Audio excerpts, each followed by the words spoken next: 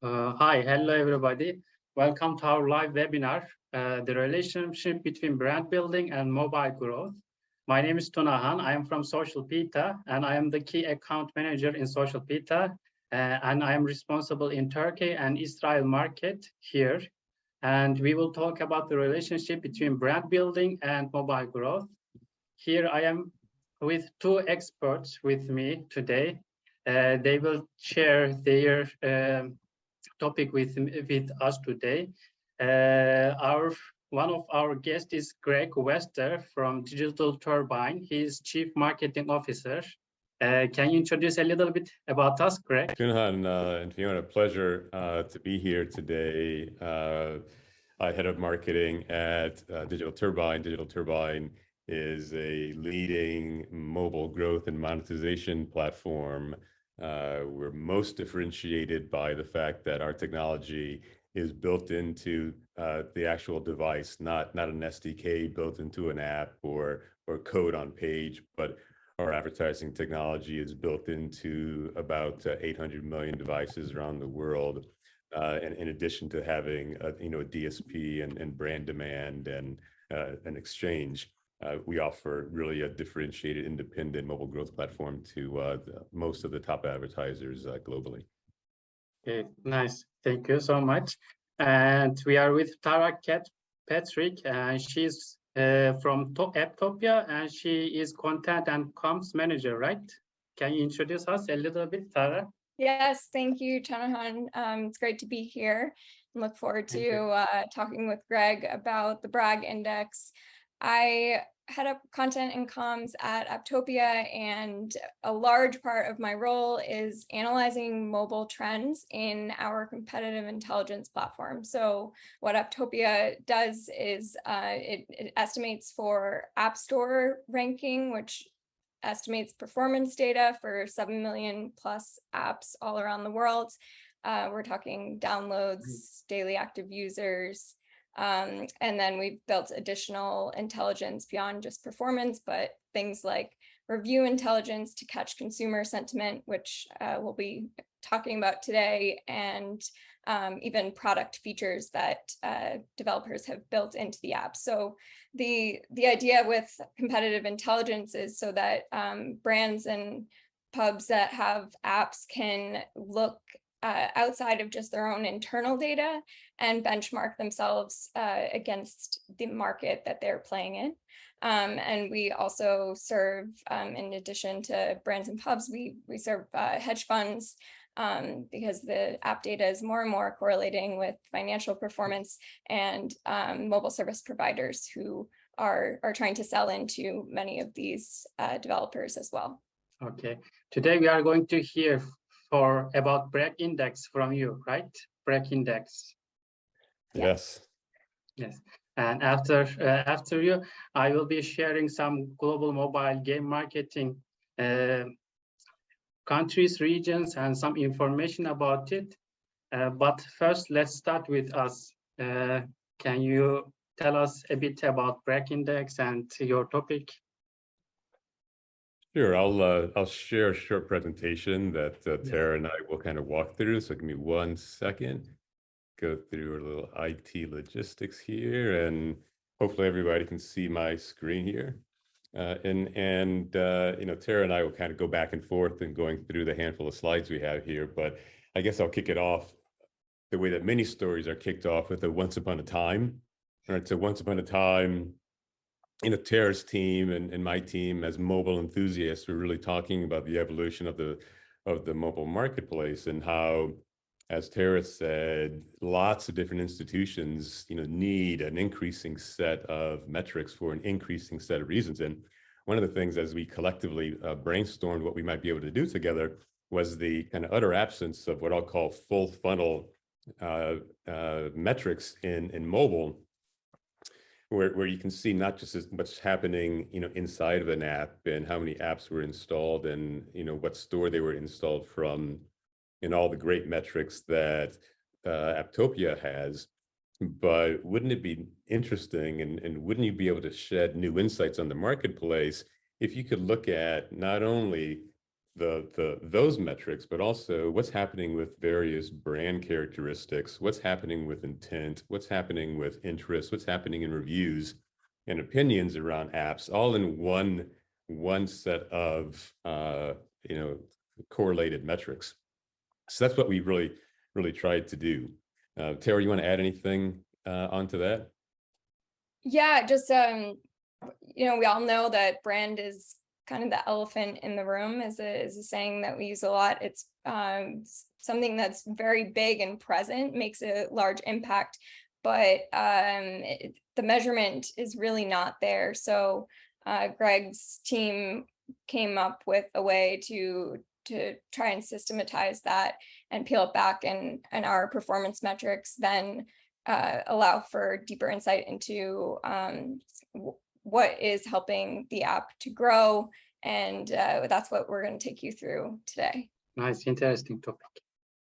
Yeah, so we'll spend a little bit of time talking about the methodology, which again was jointly developed with Tara's team and my team. And then we'll talk a little bit about some of the high-level findings. And then we'll get into some of the juicy findings in terms of what's correlated with moving brand and what's correlated with brand moving installs.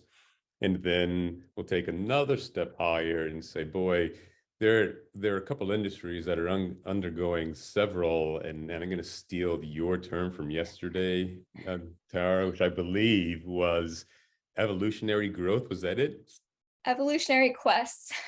Quests, even better. Yeah. So separate categories where there are various app players going through evolutionary quests. And can we use BRAG and learn some insights onto what's happening inside those categories?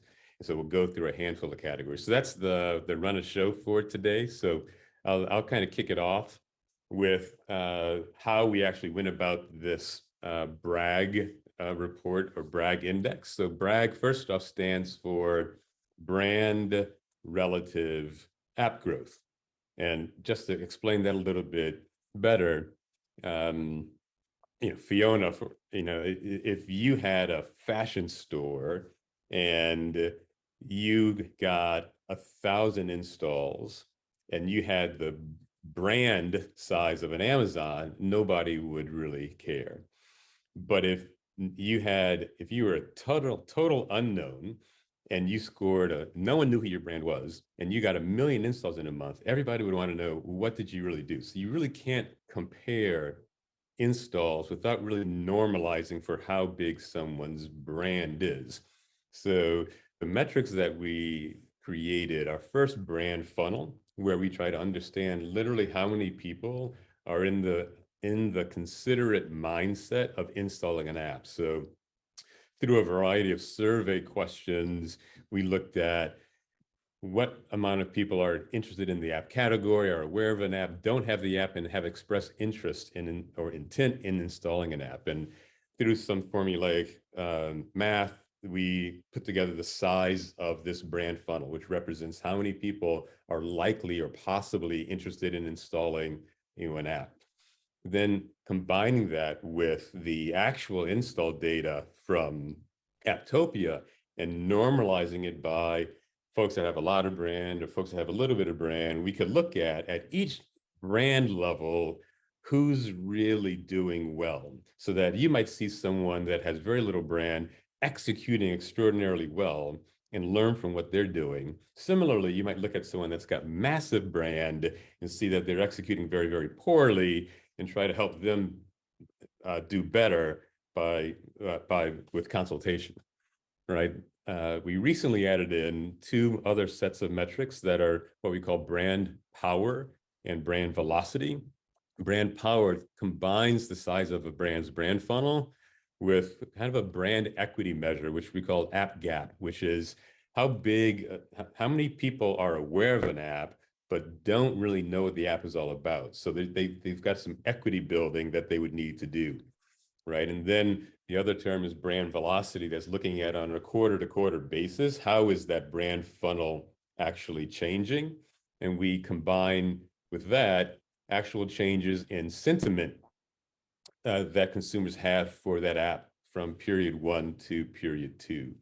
So these 4 high-level variables, brand funnel, brand index, brand power, and brand velocity, are all developed through a survey base that was cultivated and built, or survey questionnaire and survey that was cultivated and built with a variety of external brand experts on how to go about asking these questions. And then we combine it with the excellent data that Apptopia has.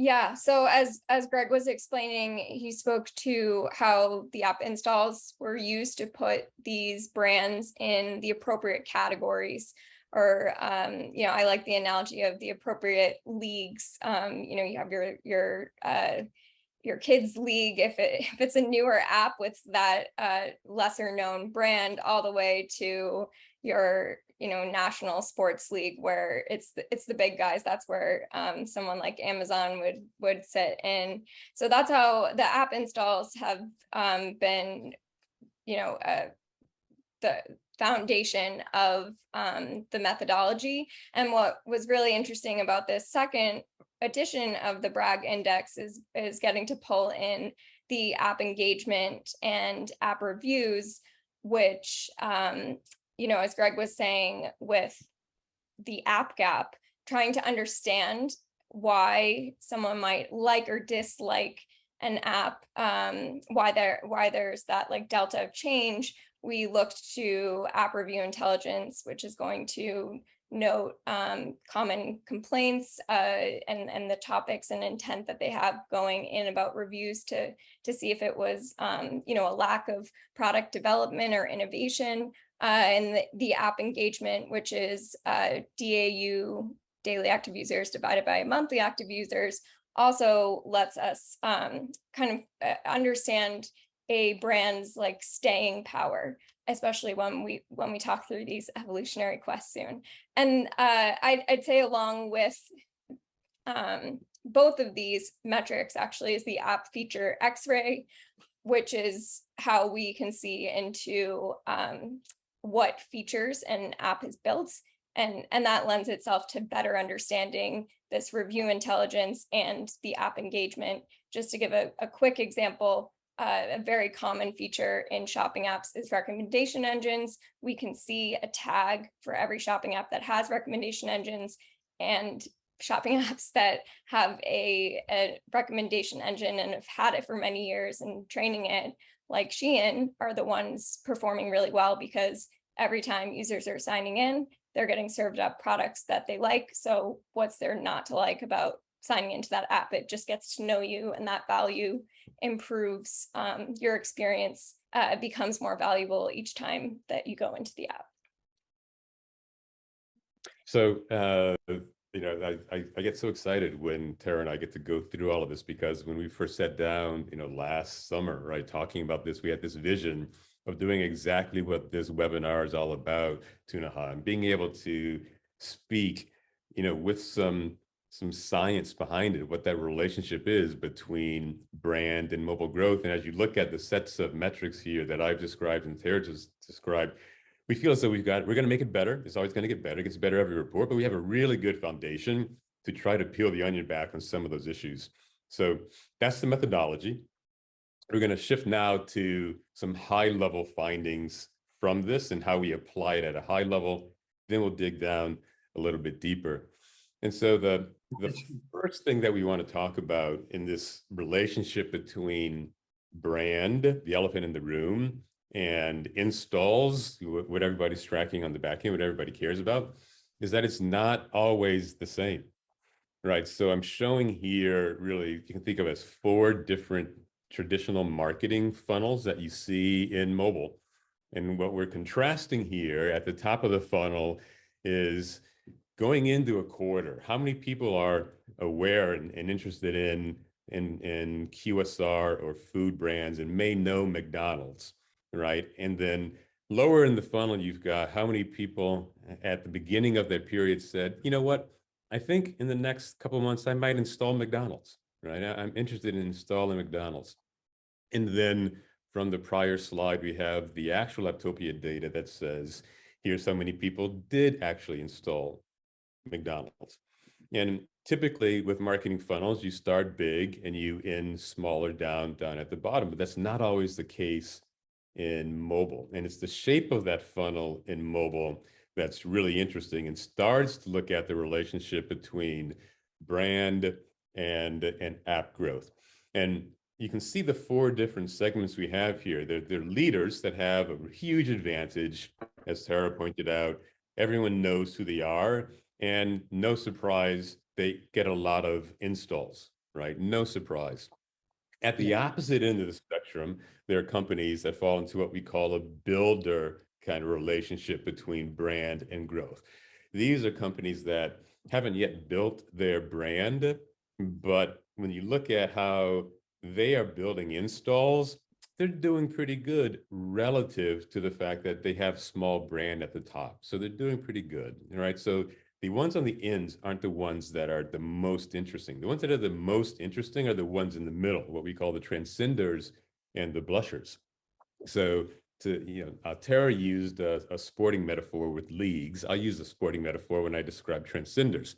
If you follow boxing, which for some obscure reason is called the sweet science, and I'll never understand that, but if you follow boxing, people talk about the heaviest punch for their weight. Right. It's not just how big you are, because obviously big guys can punch hard, but a smaller guy can really punch hard. Right? He punches above his weight. And these Transcenders deliver installs above their weight. They figured out something in how to translate their brand into installs that the others haven't. And we're going to talk about what some of those qualities are. And Tara's going to talk about them a little bit later.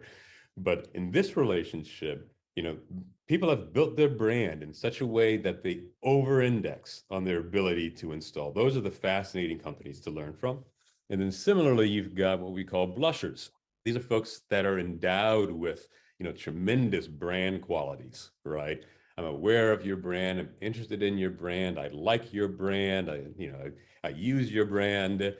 And often, and I might actually install your brand, but when push comes to shove at the end of the quarter, we see that, boy, they kind of underperformed. They're up there in the same leagues as the leaders, but they are delivering the output of the junior varsity team that your kid may be on, to use your nice metaphor, Tara.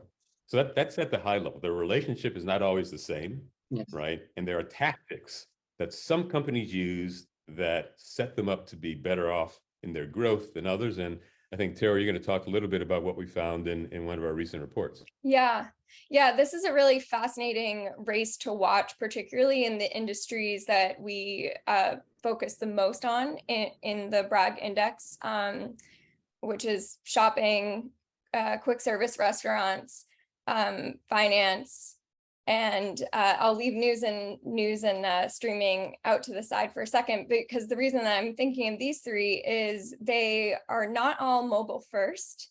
And when Greg speaks to this endowed brand, we're talking about these restaurants like McDonald's that have been around for so long, but they weren't initially on mobile because that was not an existing channel. And same goes for your brick and mortar shops. So they have a lot, everyone knows about them, wouldn't be surprised to hear that they had an app. But it's been really interesting to see how the top performers in brand in those categories have then enticed people to get their app and likely return, because an app is it's not the biggest commitment, but as there's more and more apps in the app store and stores asking you, it's like competing for a bit of real estate on your phone. So it's like, how much am I actually going to use this? And what we found in the last report is that since Apple tracking transparency went out and there was this shift away from being able to calculate exactly and place ads in front of people that you had data on that you knew were in your ideal customer profile, all these brands had to step back and say, how do I get in front of those people without having this same avenue that I'm very used to driving down? And in the initial BRAG report, where we really zoomed in on those transcending brands that were punching above their weight, we found 3 things in common.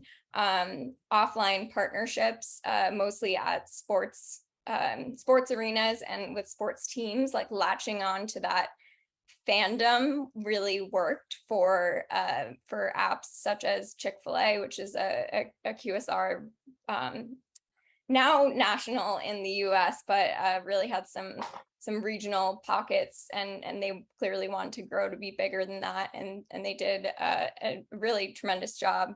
And then we have mobile ecosystem integration, so getting spreading out and positioning the app in places where your users are.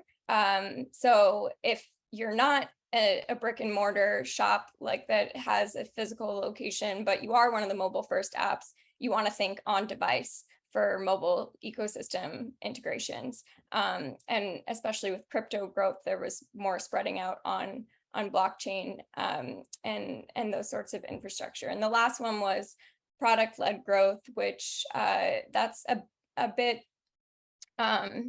just to return to what I said earlier, it's making that experience more valuable each time that a user comes back in. So recommendation engine, something that's going to learn them, or something we see even more commonly now is like brand currency and accruing loyalty points, so that every time you're engaging with the app, you're kind of earning money, if you will, to spend at that brand and encourage that engagement.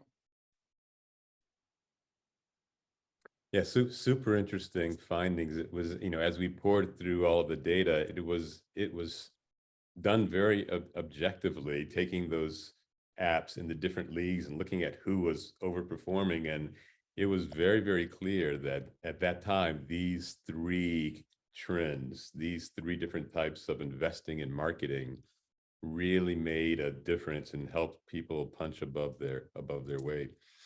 I think in this report, we wanted to go a little bit further, and I think you started talking about this a little bit earlier, Tara, so maybe you can talk through this a little bit, and then we'll chat about 3 of these industries. So the way that I think about this report is we're looking more granularly at like leader versus leader, and we have we have the 4 metrics for brand now, those additional ones where we can really get more granular, because we have more layers to pull back and look at. So what I guess to really like just simplify it, the evolutionary quest, as I coined, of what apps are going through, anybody that is in mobile and looking at the App Store every day can probably understand this analogy, which is what's going on with social media apps right now. And we don't talk about social media in the report, so this is pretty neutral, just to get everyone to understand. But Be Real is at the top of the App Store charts, and then in the past month, Facebook or Instagram and Snapchat have now tried to like clone a camera feature that would be exactly like Be Real. And we've also seen Instagram try and be more like TikTok, because that's at number 2 or 3 on the charts on any given day. And what's happening there in social media is happening in all of the industries that we're covering in the BRAG report. There are new consumer trends that are driving they're driving technology changes and driving mobile leaders in particular to keep up and serve that increasingly valuable experience on their app, or they will go to the other app that is. So that example, hopefully for social media, can help you to understand, as we take you through each of these industries, what fintech is up against, what shopping and what QSR, how they're trying to innovate to get to that, or to have that staying power as mobile continues to evolve and become more competitive.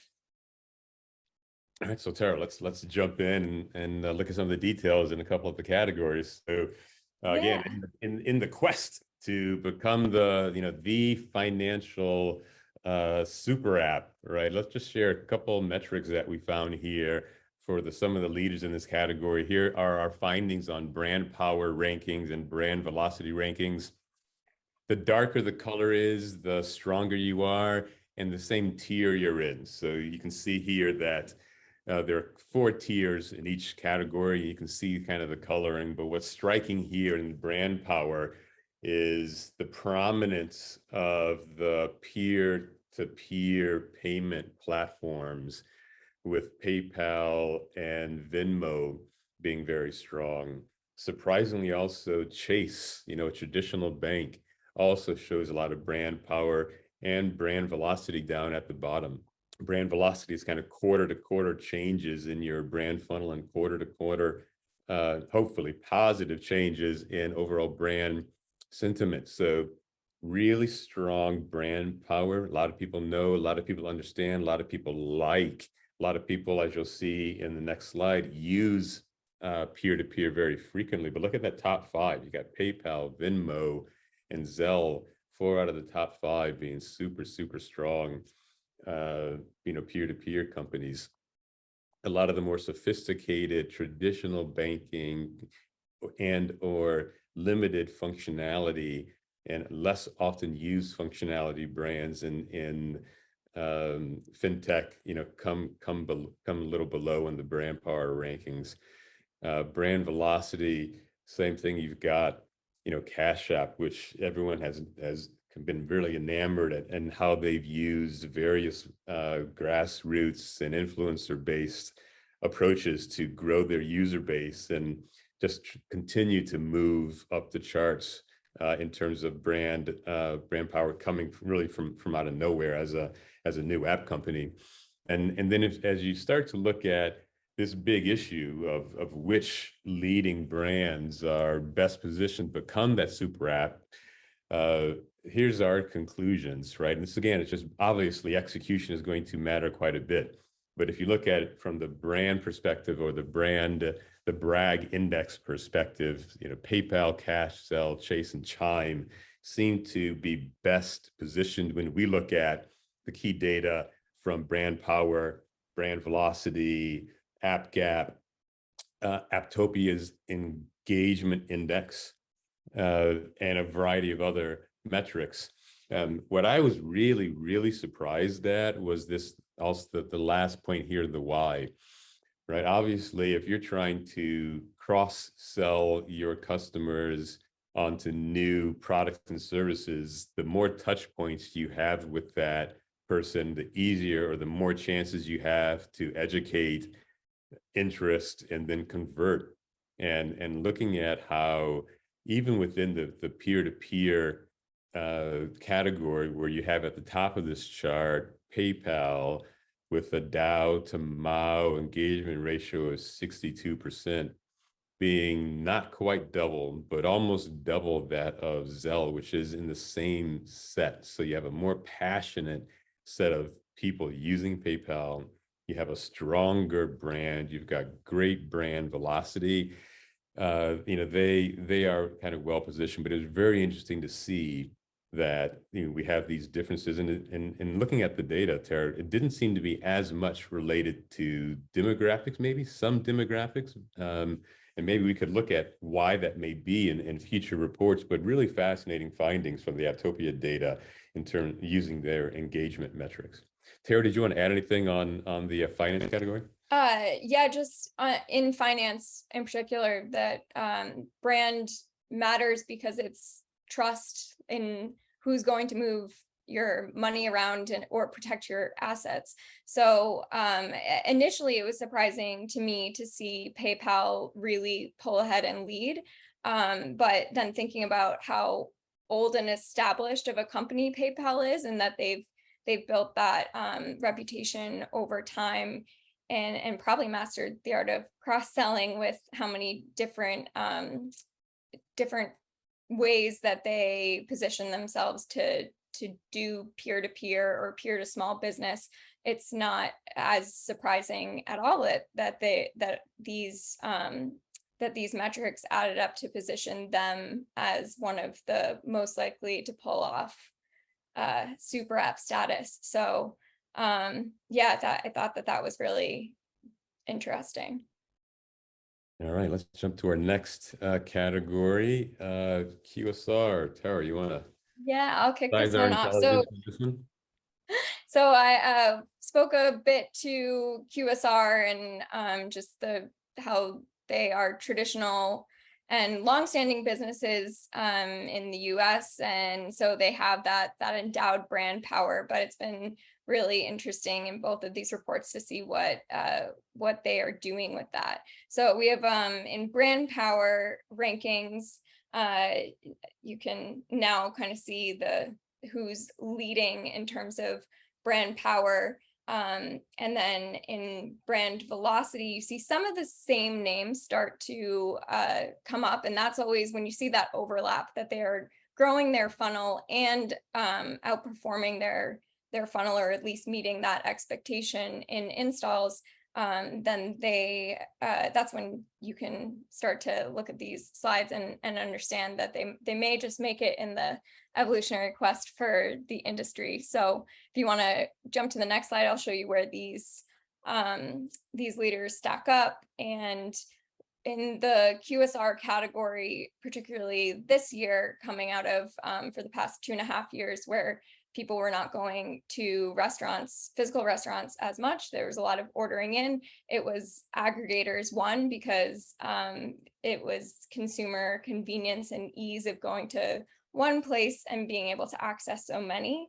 But they're coming back for the market share, and brand is a huge part of that, particularly because these top rebuilders that we've named, McDonald's, Starbucks, Domino's, Taco Bell, Chipotle, they're really leveraging brand loyalty and setting up smart programs where the mobile app is the focal point of the program. It's like the operating system of it. And when they have brand currency that you can earn rewards if people are returning to the app over time. So that is something that these brands can do. However, DoorDash and Uber Eats, some of the leading food delivery apps, cannot do as well. And we actually saw this reflected even in product features. So using Apptopia X-ray intelligence, we broke down just how many features someone like Starbucks has, who was, added up to being well positioned as one of the top rebuilders. And what they were able to have, the kind of features that we were seeing, are things like gift card capabilities that it wouldn't make sense for DoorDash and Uber Eats, who fall a little bit farther down in how many features they've developed. And there's just that more engagement that comes out of a layered and interactive app that these brands are able to create if they're putting that thought and creativity into it. And certainly I think that's a trend that we'll continue to see in QSR and in shopping, which we'll get to in a minute. But Greg, wanted to hear if you had anything that jumped out at you in this category. It's not on this slide, and we don't need to get into it, but I was also very surprised at the engagement differences between some of these brands. And at the top of the list, not shown here, is Chipotle, and maybe we can dig in at some point to what Chipotle is doing to drive that ongoing engagement much higher than McDonald's, and then amongst the titans, right, the huge differences between a Burger King and a McDonald's. Really, that conversation around what's the relationship between brand and growth, like, couldn't be more different. Burger King for the last 2 quarters has been in that category that we've called builders, lots of big brand, but way underperforming. So fascinating category for sure. Tara, you spent a lot of time looking at the shopping category and done some great research in specific parts of that, in particular. Maybe you can kind of give your perspective on the shopping category. Yeah, so I again look at this slide the same way. The brand power rankings and who's at the top, Amazon, Walmart, Target, Etsy, eBay, and then see who disappears from velocity. So who wasn't, who didn't grow their funnel from the last quarter. And it's also interesting to see who did. Klarna pops up, buy now, pay later, makes sense with the economic environment and people thinking about how to better manage finances. And same with Shein, also being able to continue to grow. But I think that Amazon and Walmart disappearing at a time when people are thinking about not, they're cutting back on discretionary spending, but they are continuing to commit to essential goods, and also they want to bargain hunt, and Amazon and Walmart have great prices. So to dig into that more, we took the same kind of approach after seeing where the brand data revealed some issues. It was in the app gap. There was a bit of like consumer sentiment change that occurred. And in the next slide here, we looked at review intelligence data to see where potentially this app gap was created. Why did the consumer sentiment go down for Walmart and Amazon? And what was interesting, just because eBay and Etsy are well-known names, but in terms of mobile performance, they've been a bit like pop up every Q4, as is traditional for seasonal for shopping apps because of the shopping season there. But their standout performance has not been like a straight upward trajectory consistently. So to see them take this more powerful stance that people are more interested in them, and not see Amazon do the same, we thought there might be something in the consumer marketplace that was affecting this. And sure enough, in our review intelligence, the top 10 keywords that come up, reseller is among the top 10 for all three of these, because they are a marketplace that allows consumers to resell. And the sentiment around the word reseller in the reviews was much more negative for Amazon than for eBay, and certainly Etsy. They actually have a really positive. So we're thinking that the sellers, which more people are potentially interested in having like a side hustle selling, found more support on that side of the business from eBay and Etsy. And that's why they that could have shifted the consumer sentiment a bit. And it's just something for bigger brands to be mindful of. I think that was a big theme when Greg and I talked through this, about how this report is, this index is a ranking that's not quantity like every other ranking that comes out that wants to award for big high numbers. It's a lot about quality and considering all of the different aspects and metrics that go into creating a user experience that's powerful, and a brand that stays with people and reminds them to have that user experience with your business. So I think that's about all we wanted to cover here. Tara, great as always, great insight. Really appreciate you bringing your expertise into the whole brag conversation. I think Tunahan, we got to turn ourselves off, because I think Tara and I could talk about brag for a long time. Yes. And especially when we're on the line, we'll keep going back and forth. So it's been a pleasure to kind of walk through this presentation. Appreciate the time. Yes. I'll turn off the share screen and turn it back to you. Thank you so much, Greg and Tara. It was very great presentation, and we have learned a lot of things from you. And BRAG index, BRAG segments are very interesting topics. So I guess it was very informative presentation. Thank you so much for it. Yeah, thank you. Then I will start sharing my screen.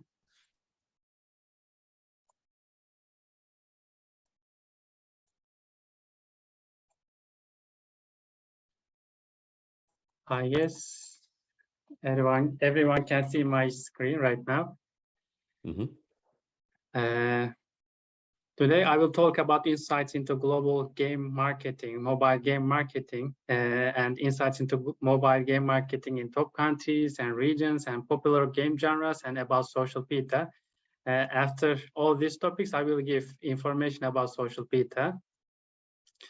First of all, let me start with insights into global game marketing.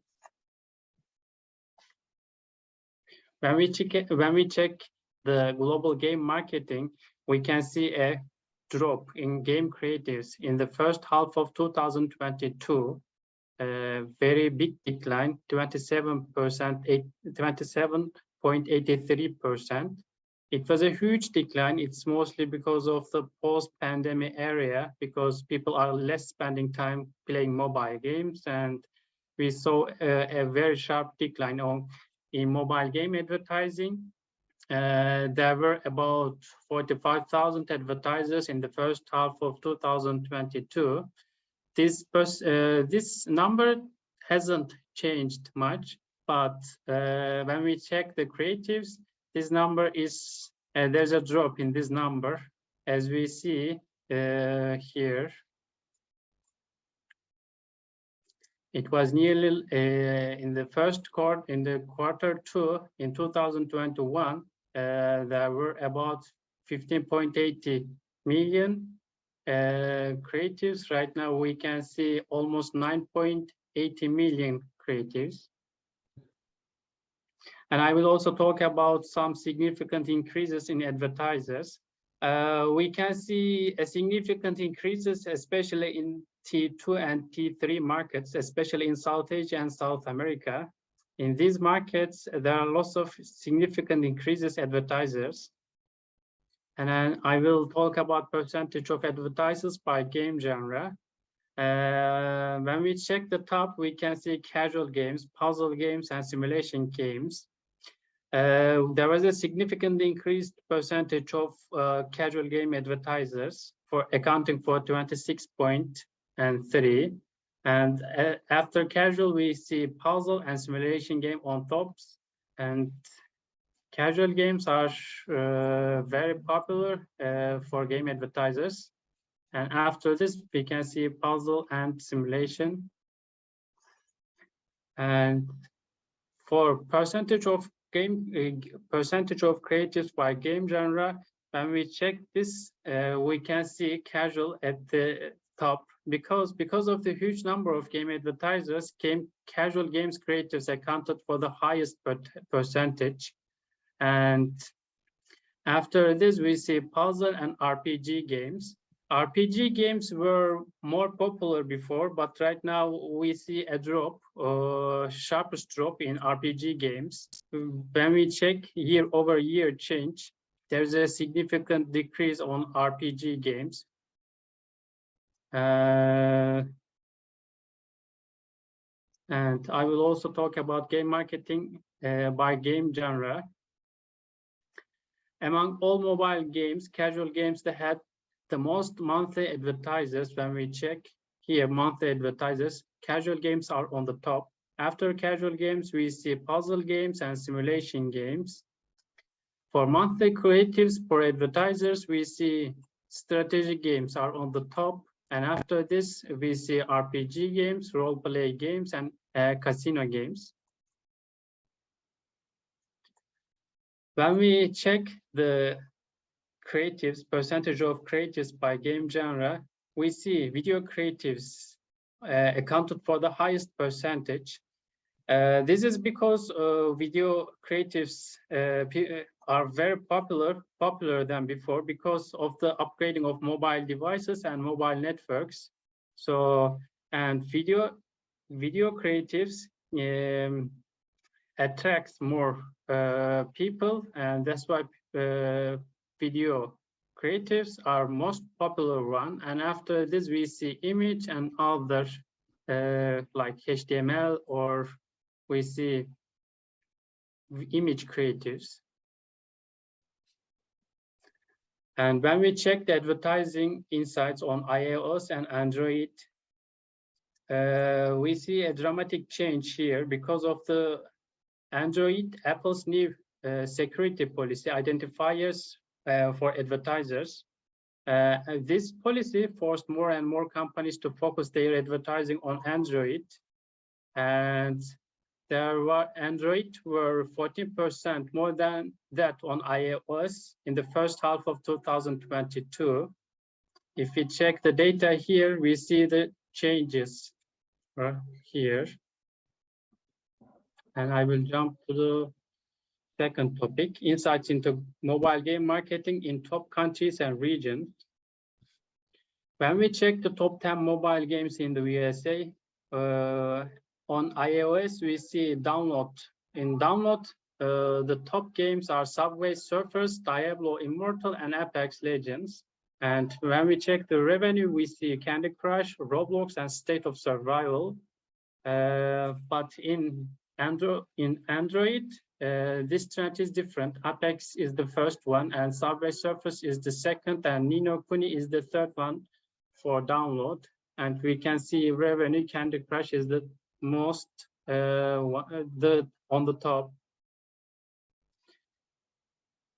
When we check the game genres in the USA, top 100 mobile games by download and revenue in the first half of in the USA, we see casual games accounted for 42%, and after casual games, we see simulation games and puzzle games. When we check the top 100 by revenue, we see simulation games, role-play games, and action games. Although here download casual games has the most download, we see revenue, simulation games has the most revenue. Casual games comes fourth here. Analysis of game advertisers in the USA. Casual games are the games contributed the most advertising in the USA. When we check active advertisers in the USA, we see casual games and puzzle games are the ones that dominate the market here.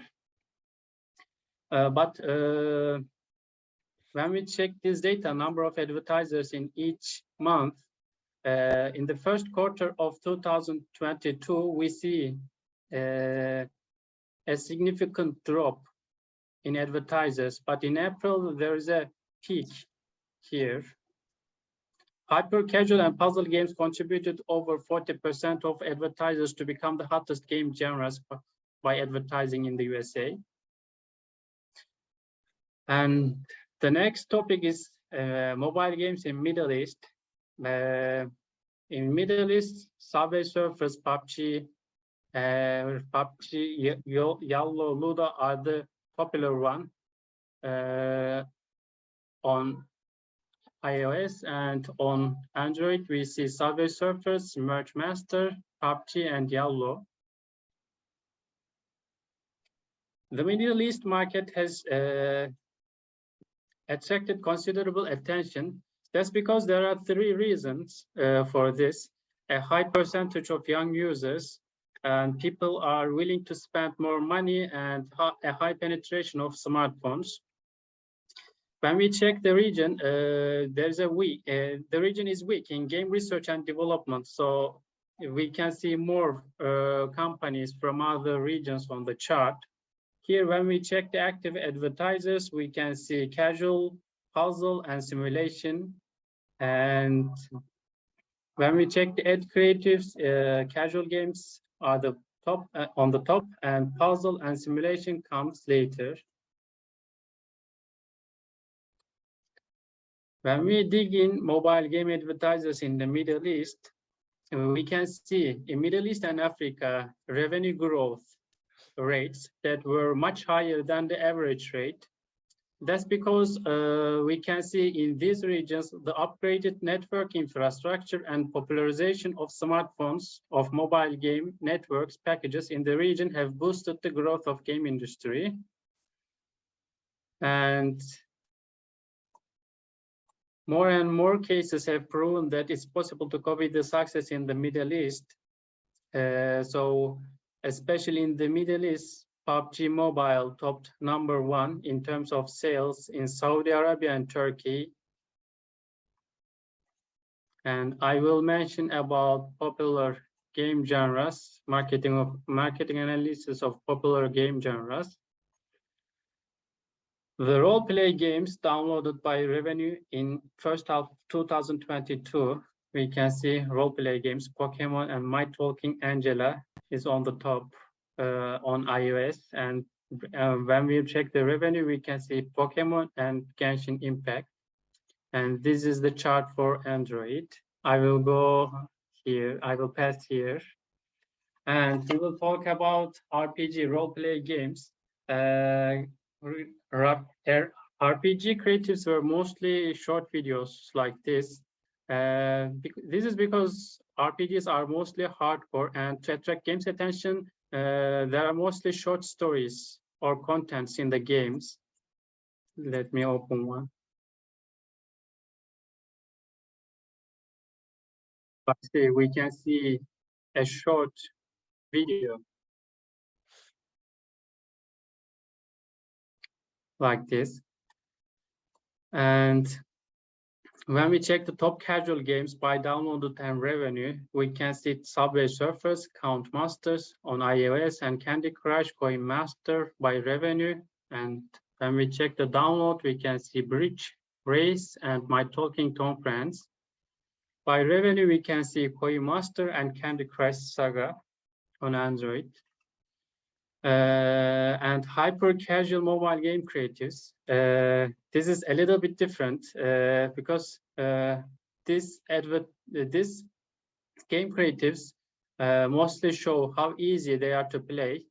So we can see pin puzzling, live action show how contrast and ending in failure. Let me open one here.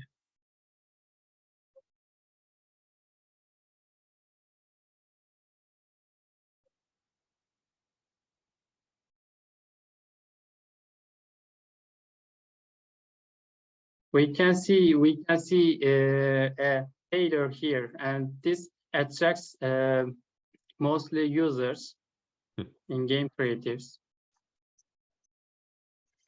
And lastly, I will give information about SocialPeta. SocialPeta is the world's leading advertising and marketing platform. We provide lots of ad creatives, over 1.2 billion advertising data, and we cover many countries and regions, especially we cover 72 countries and regions and over 90 channels worldwide.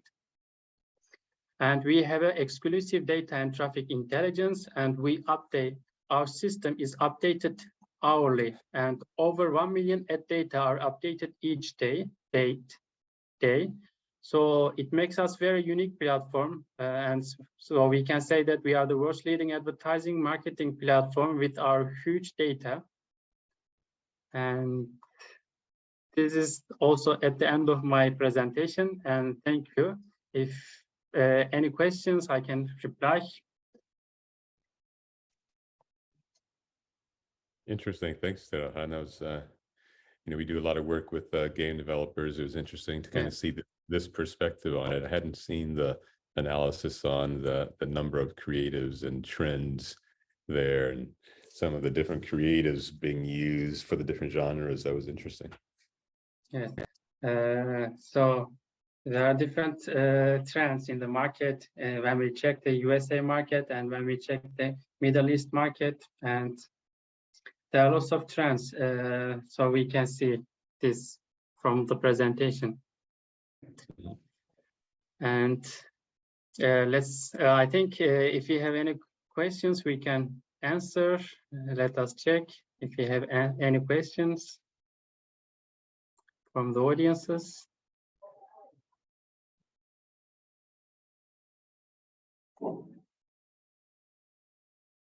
We have one question from one audience: how BRAG Insights and SocialPeta collaborate to bring new insights into market?